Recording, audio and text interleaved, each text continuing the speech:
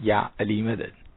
Otherwise, Rai Abu Ali Missionary, wise number 978. 14th of February 1986, wise in Talas Jamaat Khana in the morning, Baitul Khayal.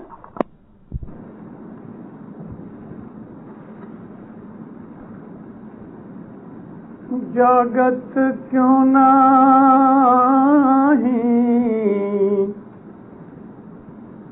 بھلا تو جاگت کیوں نہیں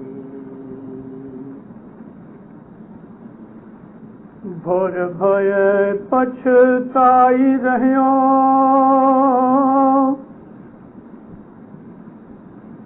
تو جاگت کیوں نہیں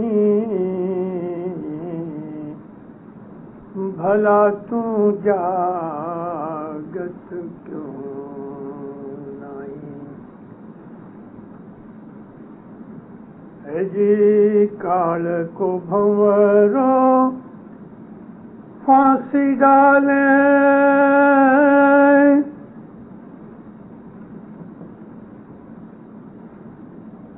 کال کو بھنورو پھانسی ڈالے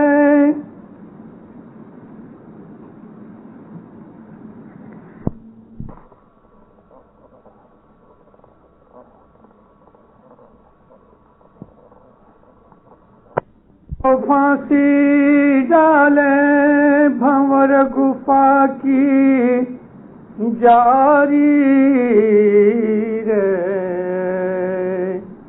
اس میں تو لپٹائی رہیو بھلا تو جاگت کیوں نہیں مولا کے نام پہ صلوات پڑھو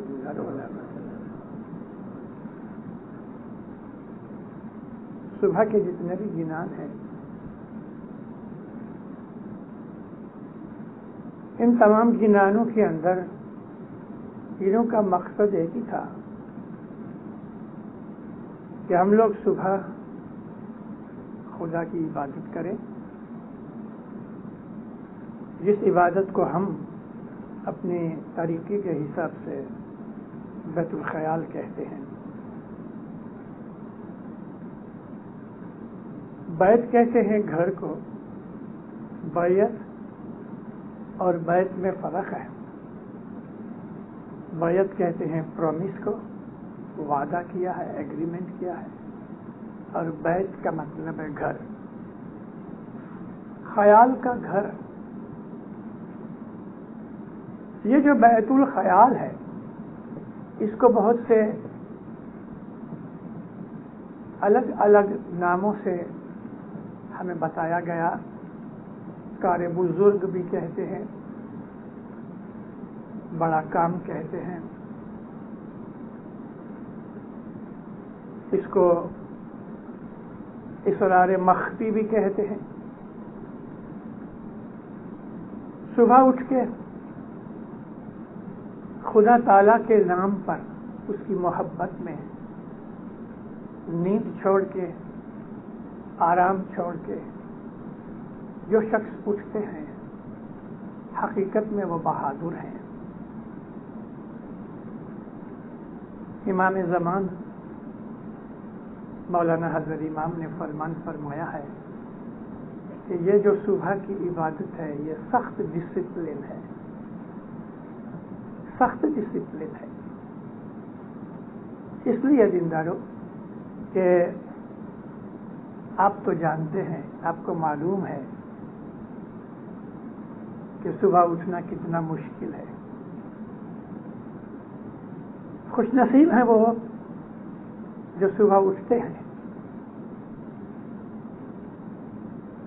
اسلام کے اندر بہت سے صوفی ہوئے اور یہ جو صوفی طریقہ ہے اسلام کے اندر نیا نہیں اسلام کے ساتھ ساتھ چلا رسول اللہ کے زمانے میں صوفی تھے رسول اللہ سے پہلے بھی تھے.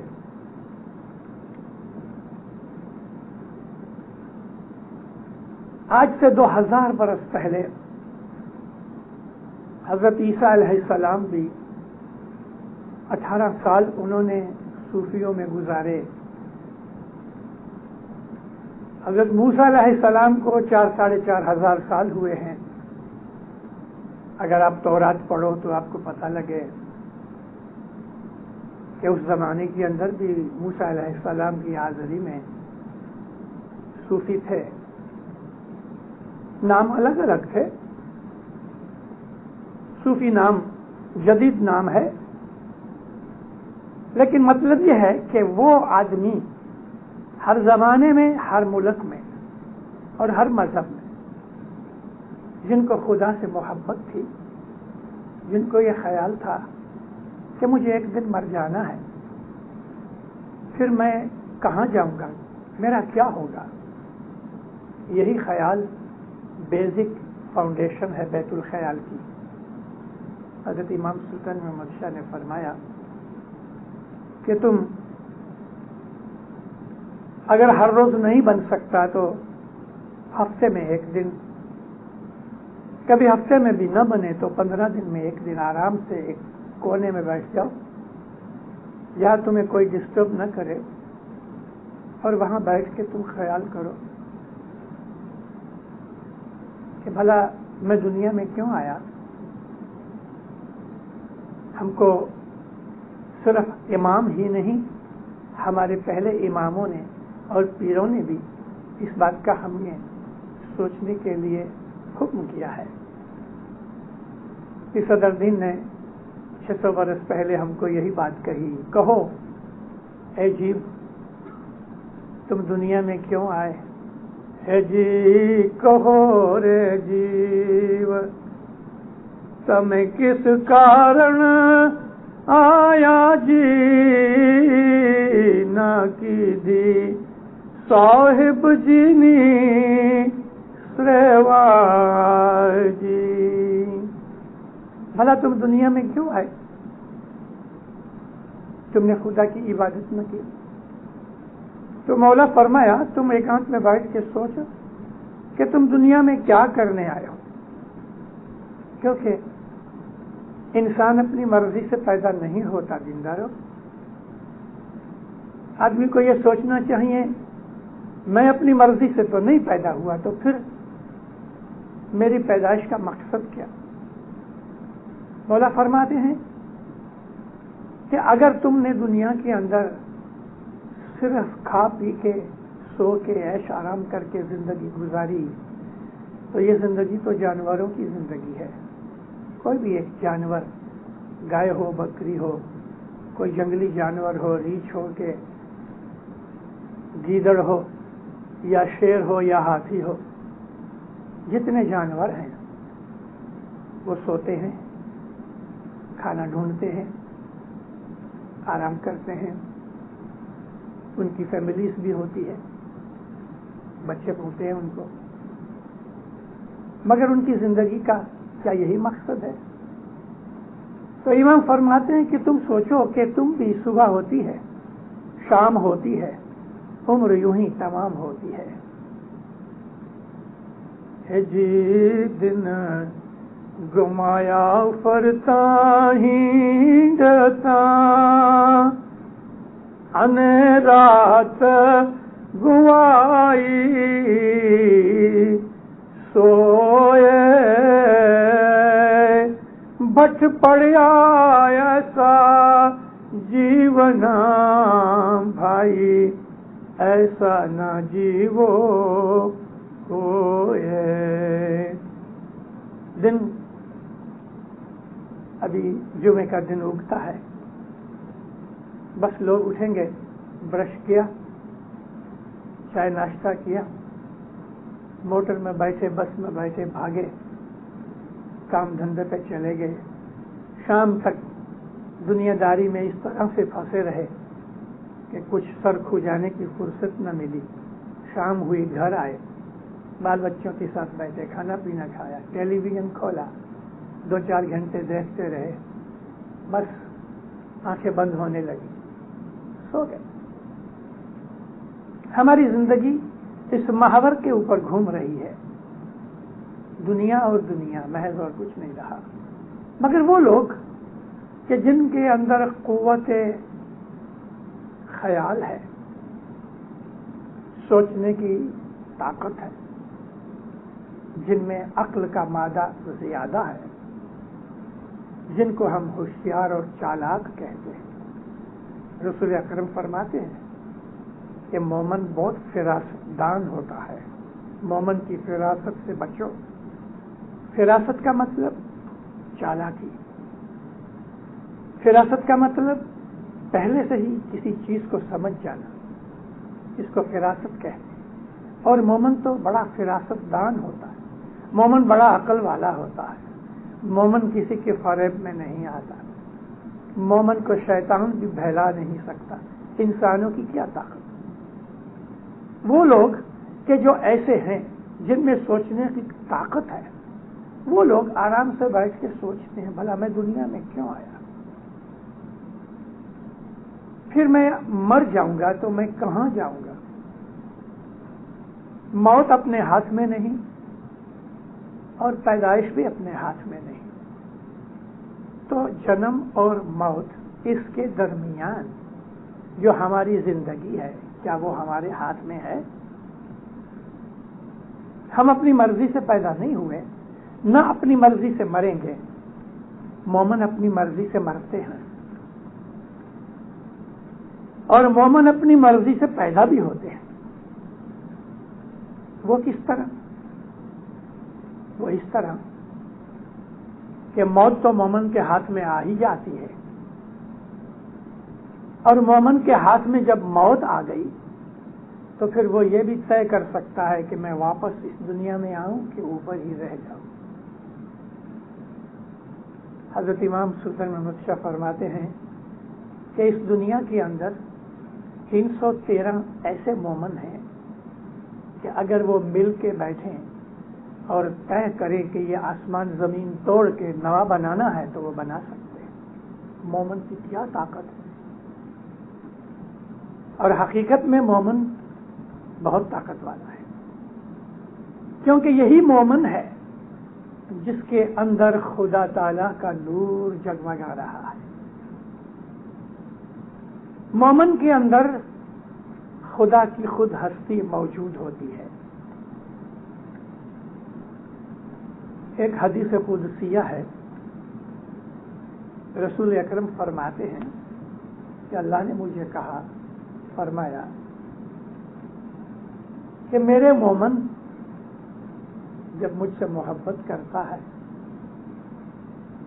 میرا مومن جب مجھ سے محبت کرتا ہے تو میں بھی اس کو چاہتا ہوں، پھر میرے اور اس کے درمیان کی جو دعائیگی ہے، پردہ ہے، وہ اٹھ جاتا ہے۔ اللہ فرماتا ہے میں اس کا منہ بن جاتا ہوں کہ وہ میرے منہ سے بولتا ہے، میں اس کی آنکھیں بن جاتا ہوں تو وہ میری آنکھوں سے دیکھتا ہے، میں اس کا ہاتھ بن جاتا ہوں، وہ میرے ہاتھوں سے کام کرتا ہے، میں اس کے پاؤں بن جاتا ہوں تو وہ میرے پاؤں سے چلتا ہے، میں اس کے کان بن جاتا ہوں، وہ میرے کانوں سے سنتا ہے۔ مومن اور خدا کے درمیان نور اور جو میٹر ہے اتنا ہی فرق ہے۔ مومن کی جو روح ہے وہ ہمیشہ خدا کے ساتھ تعلق پیدا کر کے رہتی ہے، 24 گھنٹے مومن اپنے پروردگار کے خیال میں ہوتا ہے۔ تو مومن خود جب چاہے مر جاتا ہے، جب چاہے پیدا ہو سکتا ہے، اس کو جہاں رہنا ہوتا ہے وہ رہتا ہے۔ یہی وہ درجہ ہے انسان کا جس پہ خدا تعالی ہمیں پہنچانا چاہتا ہے۔ زندہ مومن کی مثال تو بہت دی جا سکتی ہے، لیکن میرا جو ارادہ آج کی صبح کی واعظ کا ہے وہ بیت الخیال کی بابت میں جگانا ہے صبح کے وقت اتنی لمبی آواز نہیں ہو سکتی، آپ کو بھی کاروبار پہ جانا ہے، لیکن اتنا ضرور کہتا ہوں کہ موت کے بعد کا انتظام ہمیں کرنا چاہیے. ہم کب مر جائیں گے ہمیں معلوم نہیں. کال کو بھنورو پھانسی ڈالے، موت کیا گھومنے پھرنے والا جو بھنور ہے، جب بھی وہ گلے میں پھانسی ڈالے گا تو اس میں سے کوئی چھڑا نہیں سکتا، اور مرنا تو ہے ہی. پھر کیا؟ بیت الخیال جو ہے ہمارے مذہب کے اندر رسول کریم کے زمانے سے یہاں چلا آیا. صبح 4 بجے آج ہم اٹھتے ہیں، لیکن آج سے سینکڑوں سال پہلے لوگ رات کو 12 بجے اٹھتے تھے اور صبح 5-6 بجے تک عبادت کرتے تھے. 5-6 گھنٹے عبادت ہوتی تھی. امام سلطان محمد شاہ نے ہمیں ایک اور فرمان فرمایا ہے کہ میرے باپ آغا علی شاہ نے فرمایا، رات کو، آدھی رات کو ایک فرشتہ اترتا ہے اور وہ پکار کرتا ہے کہ ہے کوئی ایسا کہ جو اس وقت اٹھے، اس کے گناہ میں لے جاؤں اور اس کو ثواب دلاؤں. رات کے 12 بجے کے بعد اٹھنے کے لیے اللہ تعالیٰ نے قرآن پاک کے اندر بھی فرمان فرمایا کہ اے محمد، اے کملی اوڑے ہوئے، رات کو، آدھی رات کو اٹھ، یا تہائی رات کو، یا تھوڑا سا بھی، یعنی آدھی رات کے بعد کا جو وقت ہے وہ نورانی وقت ہے. نورانی وقت اس کو اس لیے کہا گیا کہ خدا تعالیٰ نے اس کی اپوائنٹمنٹ کی ہے اس وقت کی.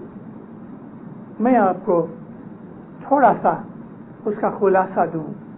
ہماری جو زمین ہے وہ گول ہے. جب شام کے وقت سورج غروب ہو جاتا ہے تو سورج کی کرنوں کی وجہ سے آسمان کی کھڑکیاں بند رہتی ہیں.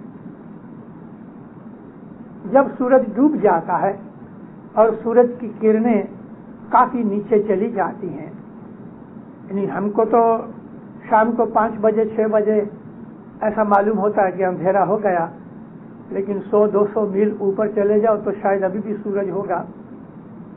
تو سورج کو بالکل ہمارے پیچھے آ جانے کے اندر کم از کم 6 گھنٹے لگتے ہیں. تو رات کو 12 بج گئے، اس وقت آسمان کی کھڑکیاں کھلتی ہیں.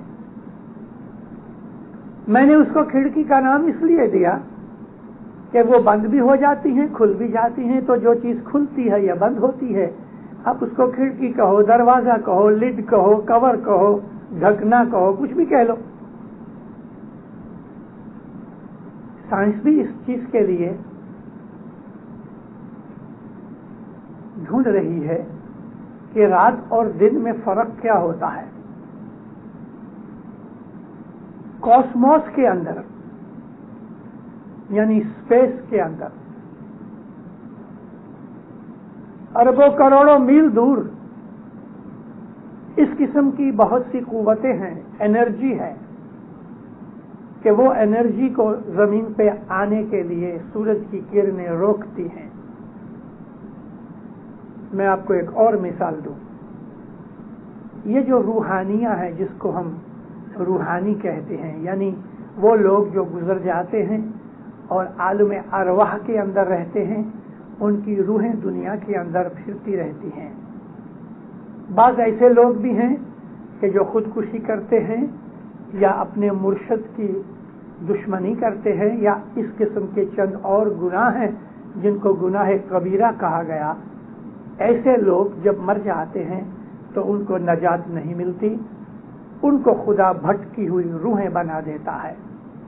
انہی بھٹکی ہوئی روحوں کو ہم بھوت کہتے ہیں. یہی بھٹکی ہوئی روحیں گھوسٹ کہلاتی ہیں. انہی کو ہم اپنی زبان میں اوگت یا جیو کہتے ہیں، یعنی وہ کہ جو نجات نہیں پاتے. جنات اور چیز ہے. جنات تو خدا کی مخلوقات میں سے ہیں، لیکن یہ جو روحیں ہیں وہ پہلے دنیا میں انسان تھے.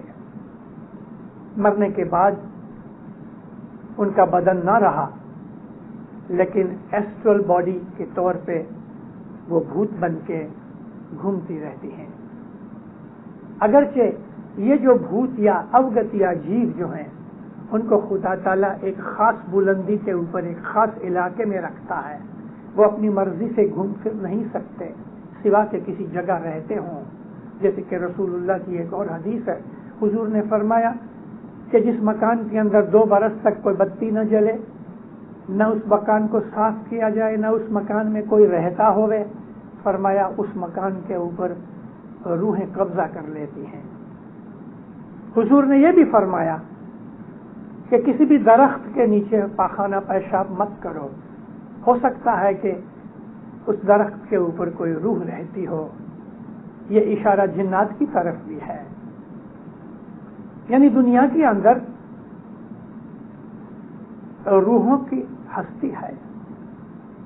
تو وہ لوگ کہ جو روح بن جاتے ہیں، جو مومن ہوتے ہیں، جو اچھے ہوتے ہیں اور دوبارہ دنیا کے اندر پیدا نہیں ہوتے، کیونکہ دوبارہ پیدا ہونا، میں نے تو آپ کو کہا کہ مومن کے ہاتھ میں ہے، لیکن مومن کوئی ہوتا ہے۔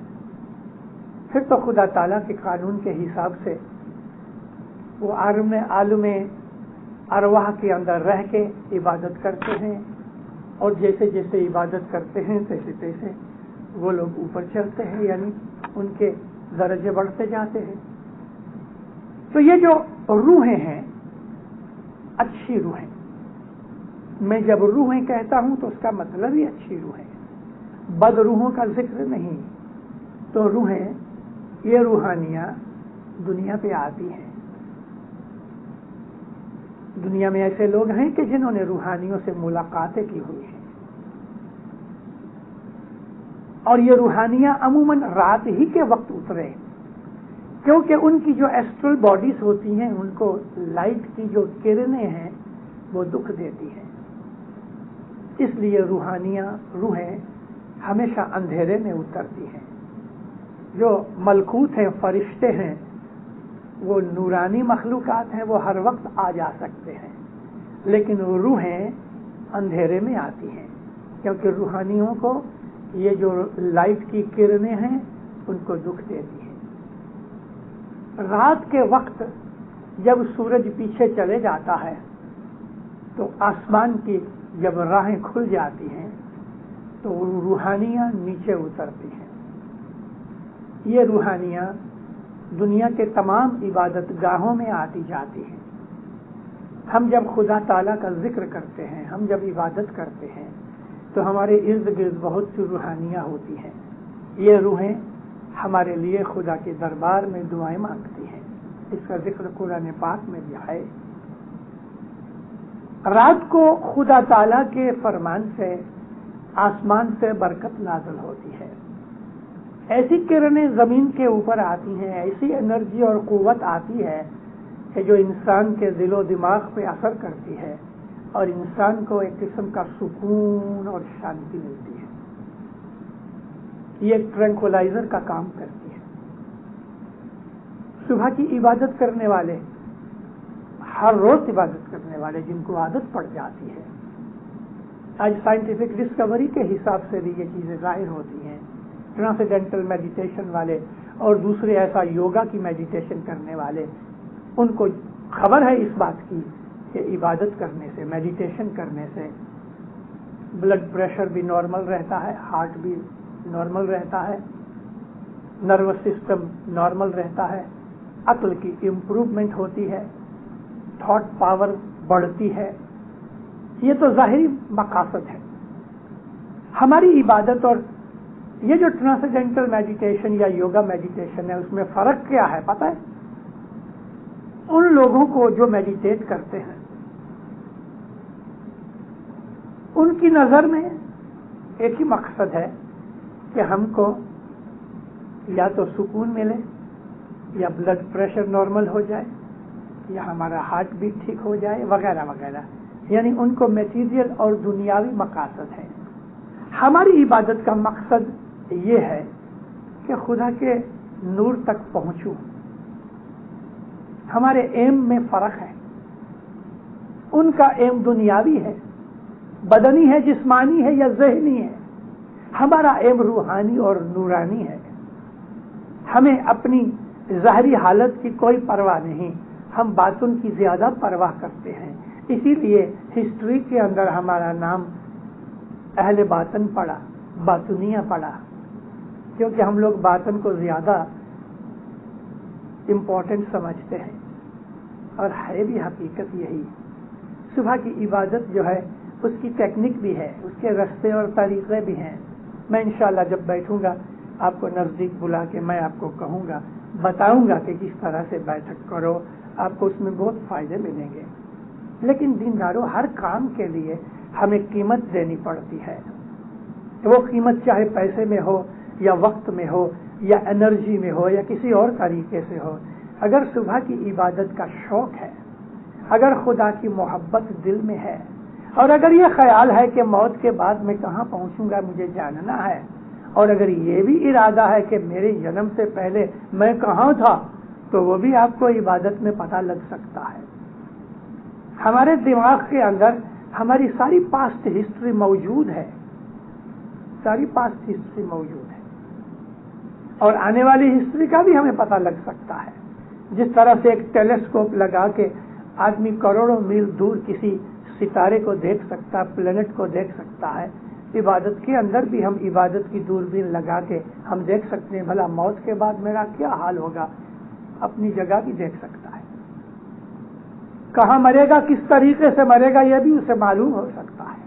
خدا نے یہ جو اسرار چھپا کے رکھے ہیں، ان اسرار کو ہی خزانہ کہا گیا. اسی لیے اللہ تعالیٰ نے حضرت داؤد علیہ السلام کو فرمایا، اور حضرت داؤد کی اس حدیث کو رسول اکرم نے فرمایا کہ میں ایک چھپا ہوا خزانہ ہوں، میرا من ہوا کہ میں ظاہر ہوں، چند لوگ مجھے پہچان سکیں.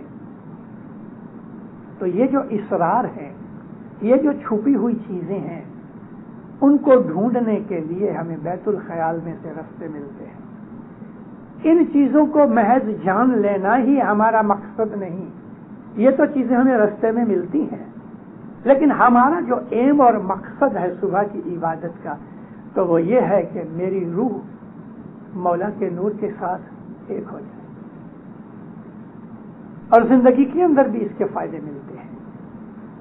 صبح کی جو عبادت ہے، میں آپ کو عرض کر رہا تھا، اس کی چند قوانین ہیں، قاعدے ہیں، اس کی قیمت بھی دینی پڑتی ہے. اگر ہم کو دنیا کا شوق ہے، اگر ہم کو ناچنے گانے کا شوق ہے، کھانے پینے کا شوق ہے، پیسے کی محبت ہے، بیوی بچوں کے خیال کے اندر رہتے ہیں، اگر محض دنیا داری ہی ہماری زندگی کا ایک مقصد بن گیا، تو بیت الخیال کی عبادت نہیں ہو سکتی. آپ خیال کرو، میں نے دیکھا ہے گئے 25 برس کے اندر ہماری جماعت ساری، ان ملکوں کی جماعت کا ذکر کرتا ہوں، انڈیا پاکستان سے لے کے یہاں تک امریکہ تک دیکھ لو، تو ہماری جماعت روحانی حساب سے گر گئی ہے، گر گئی ہے، ہماری روحانی قوت گھٹ گئی ہے. میں نے دیکھا ہے اور بہت دفعہ واضح میں کہتا بھی ہوں، جماعت خانوں کے اندر فروڑیے صبح کے وقت لوگ آتے ہیں، فروڑیے کہتے ہیں پچھلی رات کا پچھلا حصہ لوگ آتے ہیں، گھر چھوڑ کے آتے ہیں، کوئی 1 میل سے آتا ہے، کوئی 10 میل سے آتا ہے، اور ادھر آ کے چائے پیتے ہیں، گپے مارتے ہیں، اور پھر جب 4 بجے بندگی شروع ہوتی تو آتے ہیں اندر، اور جیسے ہی بندگی شروع ہوئی، اندھیرا ہوا، پھر ہم باہر چلے جاتے ہیں، اور باہر پھر ہم چائے پیتے ہیں یا باتیں کرتے ہیں. 4:45 بجے یا 5 منٹ کم رہیں 5 میں ہم اندر آ جاتے ہیں. اب میں پوچھوں کہ عبادت کہاں ہوئی؟ یہ کوئی طریقہ تو نہیں ہے نا عبادت کا. اس طرح تو ایک زندگی کیا 1000 زندگیاں نکل جائیں گی تو بھی کچھ ملنے والا نہیں. چائے کی ایک پیالی سے ہمیں جتنی محبت ہے، کم از کم اتنی محبت تو ہم کو بیت الخیال سے ہوئے. اتنی بھی نہیں، اتنی بھی نہیں. چائے کی پیالی جتنی بھی بیت الخیال کی قیمت نہیں رہی تو عبادت کہاں ہو؟ خدا کس برتن کے اندر اپنا نور ڈالے. ہم کو دودھ لینا ہے تو کسی گندے خراب ڈرٹی برتن کے اندر تو ہم دودھ نہیں پیئیں گے. خدا کا نور تو اس قلب کے اندر پیدا ہوگا کہ جو قلب پاک ہے اور خدا کی محبت سے بھرا ہوا ہے. جس قلب کے اندر دنیا چھپی ہوئی ہے، جس قلب کے اندر دنیا کی کمزوریاں چھپی ہوئی ہیں، اس قلب کے اندر خدا کہاں سے آئے گا؟ یہ تو میں نے محض ایک داخلہ، ایک مثال دے دی کہ صبح کے وقت ہمیں اپنی ایک چائے کی پیالی کتنی پیاری ہے کہ ہم اس کی خاطر عبادت جیسی اعلیٰ درجے کی قیمتی چیز چھوڑ رہے ہیں کہ جو نبیوں کی عادت تھی. عبادت نبیوں کی عادت ہے. مولانا امام سلطان محمد شاہ صلوات اللہ علیہ نے فرمایا کہ صبح کے وقت بیت الخیال سے پہلے چائے مت پیو. منع کیا ہے. معلوم نہیں کہ یہ عادت ہم میں کہاں سے گھس گئی. صبح کے وقت چائے مت پیو. میں آپ کے سامنے کھڑا ہوں الحمدللہ. میں جب سے بیت الخیال میں داخل ہوا، جو کہ اس کے پہلے بھی میں بچپن میں تو چائے پیتا ہی نہیں تھا. میں نے 40 برس کی عمر تک چائے نہیں پی، اور الحمدللہ آج تک میں نے امام سلطان محمد شاہ نے ایک فرمان کیا ہے اور وہ بیت الخیال کا ہی فرمان ہے. مولا کہتے ہیں کہ حافظ شیرازی نے ایک شعر لکھا ہوا ہے کہ اگر تیرا مرشد تم کو یہ کہے کہ تم اپنے مصلے کو شراب میں بھگو کے اس پہ بیٹھ کے نماز پڑھو تو تم ایسا کرو، کیونکہ جو مرشد جانتا ہے وہ تم نہیں جانتے. بمئی سجادہ رنگی کو گرد پیرے موغاں گویت کہ سالک بے خبر نہ بود راہ رسم روانی دلا. اگر مرشد نے کہا ہے کہ دیکھو اوپر کیا ہے، کہ صاحب یہ تو سورج ہے، نہیں اس کو چاند کہو، تو مرشد کے کہنے سے اس کو چاند ہی کہو. رات کو مرشد کہے کہ ابھی دن ہے تو کہو آمنا صدقنا. اگر دن کے وقت مرشد کہے کہ رات ہے تو اس کو رات ہی مانو. مرشد کا کوئی مطلب ہے، اس میں مرشد کا کوئی مقصد ہے، اس کے اس مقصد کو سمجھو، اس کے الفاظ کی طرف مت جاؤ. جب تک تم مرشد کے حکم کے اوپر بالکل عمل نہ کرو گے، کمپلیٹ عمل نہ کرو گے، تب تک تمہیں کوئی چیز نہیں ملے گی. اگر ہم نے مرشد بنایا ہے، راضی خوشی سے بنایا ہے، ہم کو حضرت امام نے کوئی زبردستی نہیں کی، حضرت امام نے کوئی ہم کو مجبور نہیں کیا کہ میری بیعت کرو. ہم خود ہی راضی خوشی سے امام کے حضور میں جا کے بیعت کر کے آئے اور وعدہ کیا کہ یا مولا میں تیرا مرید ہوں، تو میرا مرشد ہے، میرا مالک ہے، میرا سب کچھ ہے. اس وعدے کے تب کچھ خیال کیا جائے کہ ہم نے صبح عبادت کرنے کا وعدہ کیا، ہم حضرت امام کے پاس گئے، مولا ہم کو بول دو، یا مولا ہم کو اس میں عزم دو، مجھ کو عبادت کرنی ہے، عبادت کر کے مجھے روحانی منزلیں طے کرنی ہیں، عبادت کر کے مجھے خدا کے نور کی پہچان کرنی ہے، مجھے معرفت لینی ہے. یہ سمجھ کے ہم عبادت کے لیے صاحب کے پاس گئے. اب ہم راضی خوشی سے جو امام کے پاس گئے تو پھر دینداروں ہم کو عبادت کرنی تو چاہیے.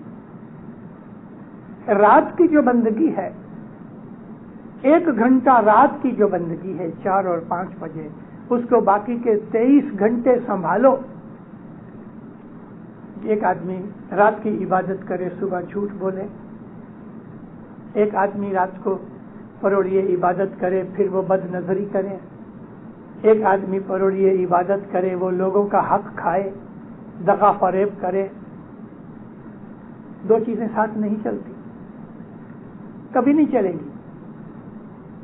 آگ اور پانی ساتھ ساتھ نہیں رہ سکتے.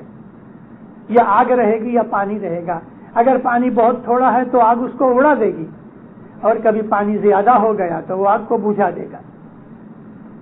دنیا کی محبت اور امام کی محبت ساتھ ساتھ نہیں چلے گی.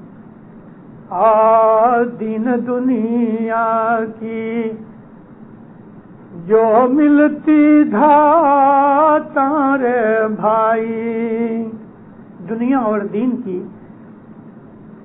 اگر دونوں کی فاؤنڈیشن ملتی، دونوں کی باتیں ملتی، دنیا دین کی ملتی دھاتا رے بھائی، تو بے دین ہو کر کوئی نہ جاتا رے بھائی۔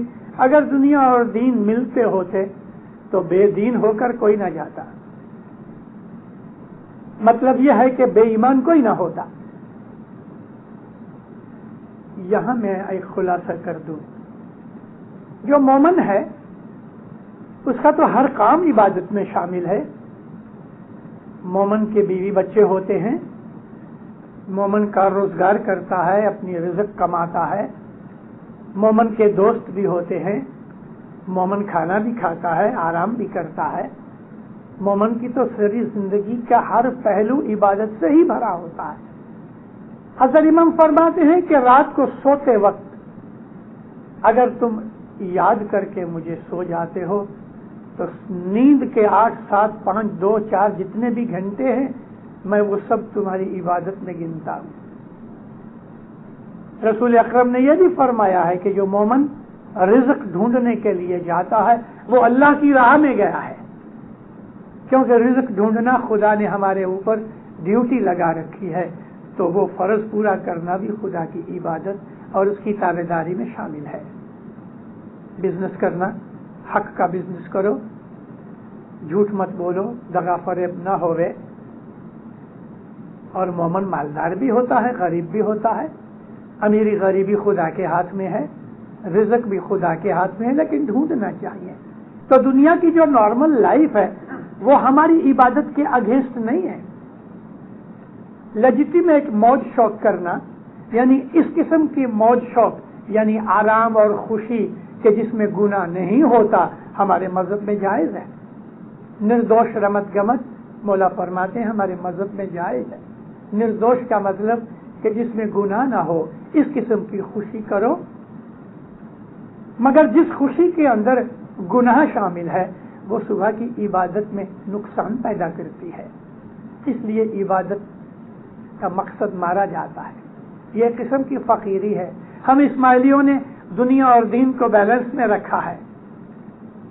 مولانا حضرت امام کا ایک فرمان ہے، مولا فرمایا اسماعیلیوں کے اندر سے ایک گروپ نکل گیا، یعنی ایک زمانہ تھا حضرت امام وفی احمد امام تقی محمد کے زمانے کے اندر کچھ چند اسماعیلی مومن جن کو اپنی آخرت کا خیال اور شوق پیدا ہوا، ان لوگوں نے تھوڑا سا طریقہ بدل دیا۔ ان لوگوں نے گروپ بنایا اور گھر بار چھوڑ کے جنگل کے کنارے جا کے عبادت کرنے لگے۔ ہندوستان کے لوگوں میں جو رشی منی ہوتے تھے وہ 50-60 برس کی عمر کے جب ہو جاتے تھے اور ان کے بچے بڑے ہو جاتے تھے، پوترے ہو جاتے تھے اور لڑکے کاروبار سنبھال لیتے تھے، تو اب یہ لوگ ریٹائرڈ ہو جاتے تھے۔ پھر یہ لوگ جو تھے خصوصاً مرد، عورتیں بھی کرتی تھیں لیکن عموماً مرد لوگ، وہ چلے جاتے تھے گھر چھوڑ کے، سادھو بن جاتے تھے، رشی بن جاتے تھے، منی بن جاتے تھے، پھر وہ کبھی واپس گاؤں میں شہر میں نہیں آتے تھے، ہمہ وقت عبادت کر کے خدا کی اور اس کے بعد موت حاصل کر لیتے تھے۔ یہ رشی منی ہندوستان کے طریقے میں رہے، آج بھی ہیں کچھ۔ ان لوگوں نے، ان اسماعیلیوں نے، مولانا امام وفی احمد اور امام تقی محمد کے زمانے کی بات کرتا ہوں، ان گروپ والوں نے ایسا ہی کیا کہ گھر بار چھوڑ کے جنگل میں یا کسی اور جگہ چلے گئے، وہاں عبادت ہی کرتے رہے۔ گرمی سردی میں ایک ہی قسم کے کپڑے پہنتے تھے، کاٹن کے کپڑے پہنتے تھے۔ ان میں سے بعد میں ایسے بھی ہوئے کہ گرمی کے اندر وولن کپڑے پہنتے تھے اور سردی کا موقع آوے تو پتلے ململ اور لٹھے کے کپڑے پہنتے تھے تاکہ اپنے بدن کو دکھ دے کے ہمت پیدا کرے۔ ان لوگوں کا نام اخوان الصفا پڑا۔ آہستہ آہستہ آہستہ ان کا راستہ بدل گیا اور وہ اسماعیلی مذہب سے ہٹ گئے۔ مولانا حضرت امام نے فرمایا اخوان الصفا کا راستہ ہم نے نہیں لیا، ہم نے دنیا بھی رکھی، دین بھی رکھا، کیونکہ ہم کو خدا تعالیٰ نے جو دنیا داری دی ہے وہ بھی دی، اس کی دی ہوئی ہے۔ اللہ نے حکم فرمایا ہے کہ تم شادی کرو، اولاد پیدا کرو۔ اللہ نے فرمایا ہے کہ تم اپنا رزق ڈھونڈو۔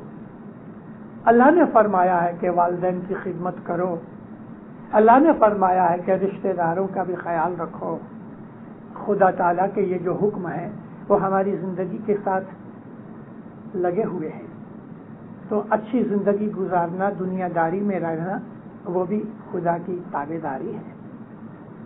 یہ چیزیں ہم کو بیت الخیال کے اندر نقصان نہیں پہنچاتی، لیکن جب ہم کو دنیا کی محبت لگ جاتی ہے کہ ہم دنیا میں ہی پڑ جائیں اور دنیا کے اندر رہ کے ہم کو جو کام عبادت اور روحانیت کے لیے کرنا ہے وہ ہم نہ کریں، تو وہ دنیا ہماری دشمن ہو رہی ہے۔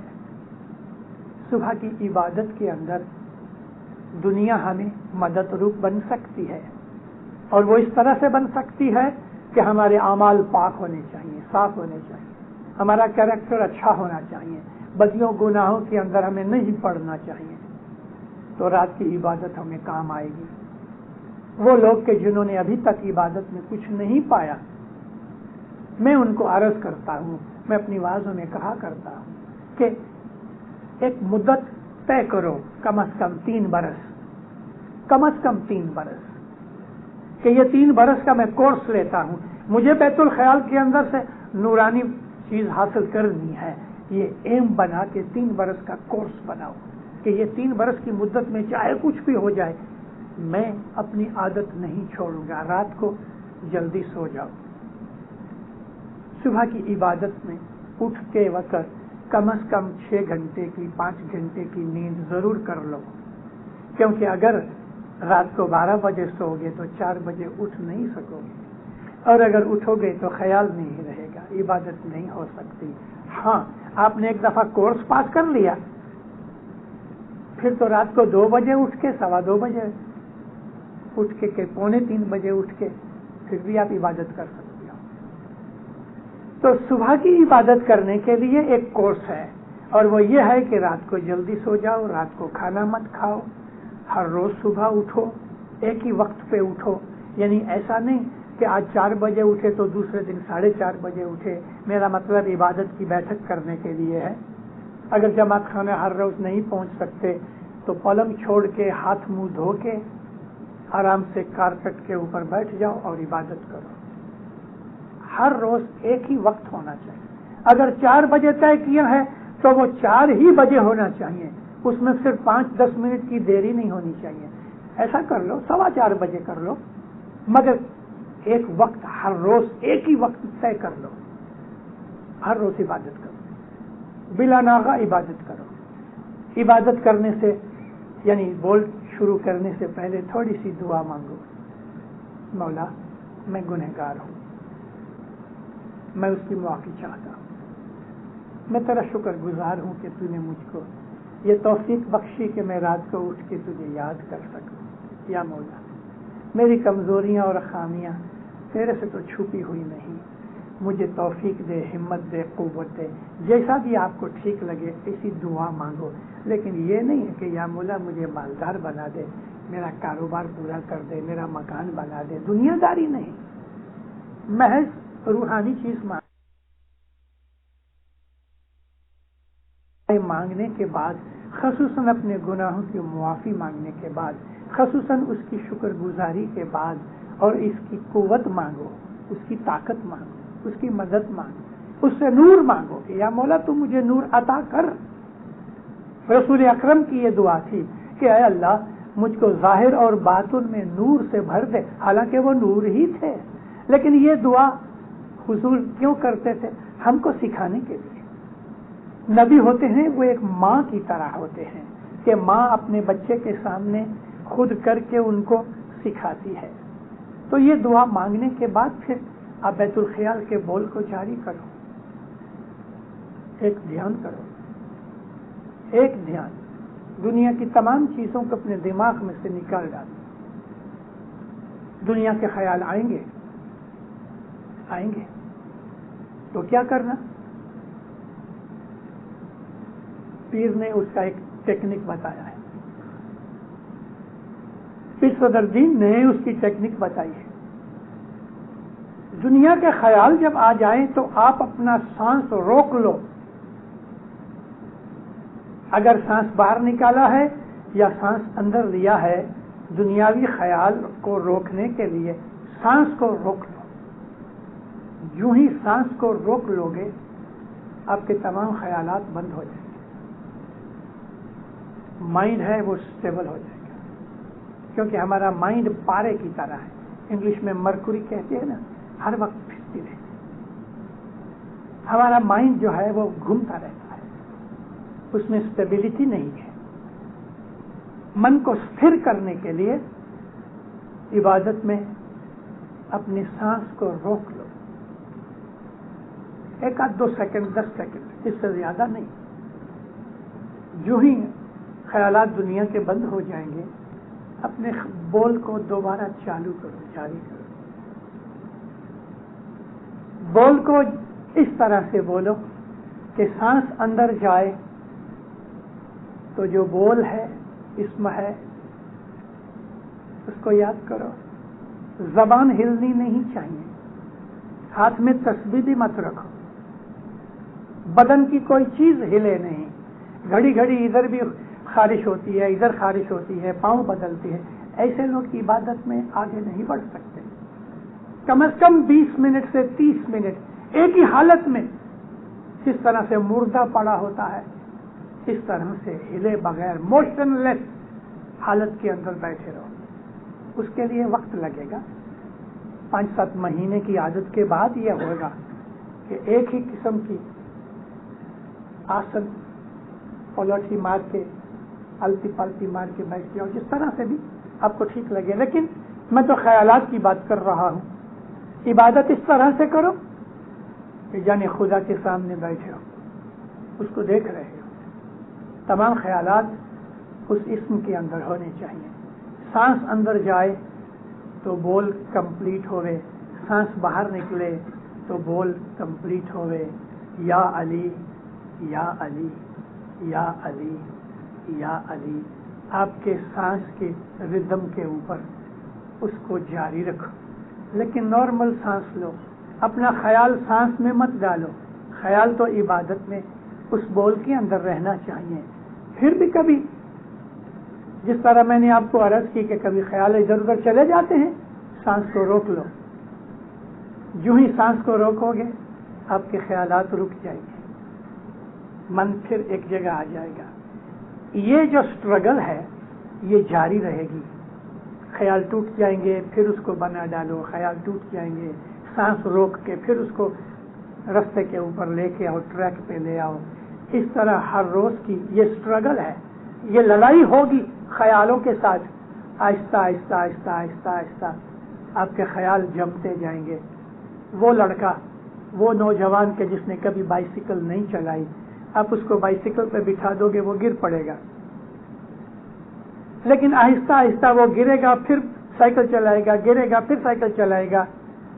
وہ ڈولتے ڈولتے ڈولتے ڈولتے کچھ وقت کے بعد سائیکل پہ اپنا بیلنس رکھ سکے گا، اور پھر تو ایسی سائیکل چلائے گا کہ ہاتھ چھوڑ کے بھی چلے گی۔ اسی طرح سے عبادت جو ہے اس میں پریکٹس کی خاص ضرورت ہے۔ 8 دن میں ایک دفعہ ہم نے عبادت کی، یا 4 مہینے میں 3 مہینے میں ایک دفعہ ستارہ آیا تو ہم نے عبادت کی اور پھر سو گئے۔ اس طرح تو زندگیاں 1000 بھی نکل جائے تو بھی کبھی کچھ نہیں ملے گا۔